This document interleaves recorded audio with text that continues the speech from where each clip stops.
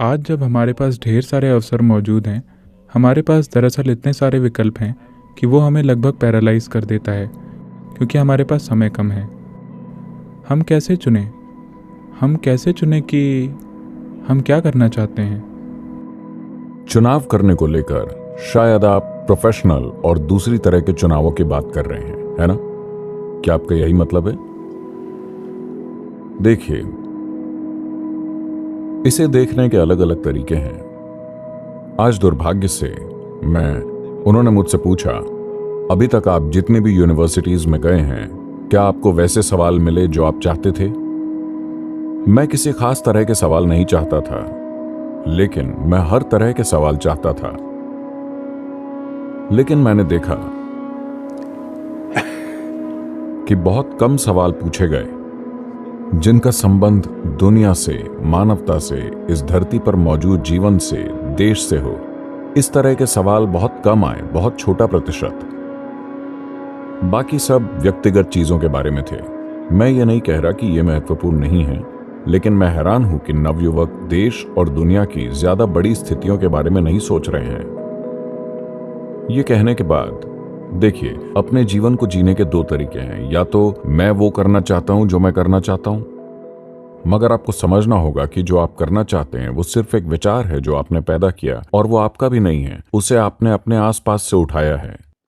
हाँ, कुछ रुझान हो सकते हैं। तो जो लोग मुझसे पूछते हैं, किसी न्यूज चैनल ने मुझसे पूछा, सदगुरु क्या आप इस बार चुनाव में खड़े हो रहे हैं? 2019 क्या आप चुनाव में खड़े हो रहे हैं? मैंने कहा, मेरा ऐसा कोई इरादा नहीं है। ठीक है, क्या आप अगले चुनाव में खड़े हो रहे हैं? मैंने कहा, नहीं। लेकिन क्यों? I said that's not my competence. मैंने कहा, वो मेरी योग्यता नहीं है। मुझे नहीं लगता कि मैं एक अच्छा राजनेता बन सकता हूं। अगर मुझे लगता तो मैं शायद उसके बारे में सोचता। तो एक चीज है रुझान। क्या आपका किसी खास कार्य के प्रति रुझान है? क्या इसलिए आप उस दिशा में सोच रहे हैं? या आज ढेर सारे लोग क्या करना है इसका फैसला इस आधार पर करते हैं कि उन्हें उससे क्या मिलेगा? क्या मुझे इस तरह की जीवन शैली मिलेगी? क्या मुझे इस तरह की तनख्वाह मिलेगी? क्या मैं इस तरह का पैसा और जीवन शैली कमा पाऊंगा? वो इसी के बारे में सोचते हैं। ये गलत तरीका है, क्योंकि आपके पास सब कुछ होगा और अंत में आपके पास जीवन में कुछ भी नहीं होगा। महत्वपूर्ण चीज ये है कि देखिए, अगर आप खुद को, सबसे पहले आपको यह करना चाहिए, आपको अपने जीवन में काम नहीं करने चाहिए अपनी बेचैनियों, अपनी निराशाओं, अपनी चिंताओं के आधार पर। जब यह प्रश्न आपके जीवन में एक गंभीर प्रश्न बन जाता है, तो आपको छुट्टी लेनी चाहिए, कम से कम 3 से 10 दिनों की, जो इस पर निर्भर करता है कि आप कौन हैं। कुछ लोगों को शायद 3 दिन लगे, किसी को शायद ज्यादा समय लगे। मान लेते हैं अधिकतम 3 से 10 दिन की रेंज में। और अपने साथियों से प्रभावित ना हो। फोन को स्विच ऑफ कर दें।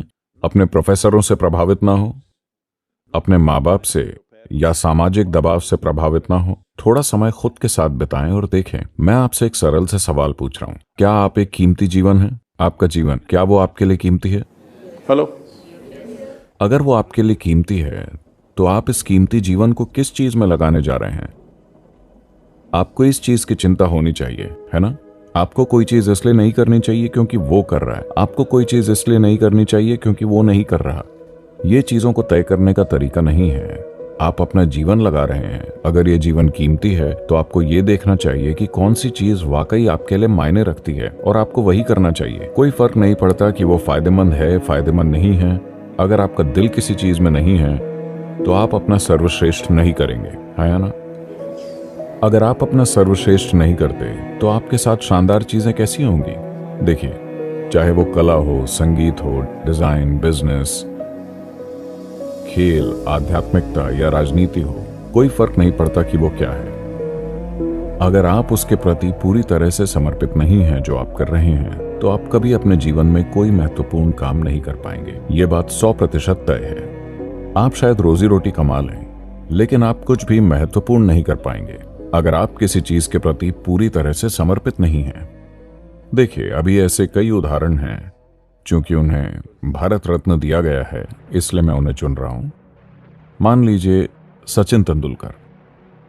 यह आदमी गेंद को मारने के सिवाय और कुछ नहीं जानता।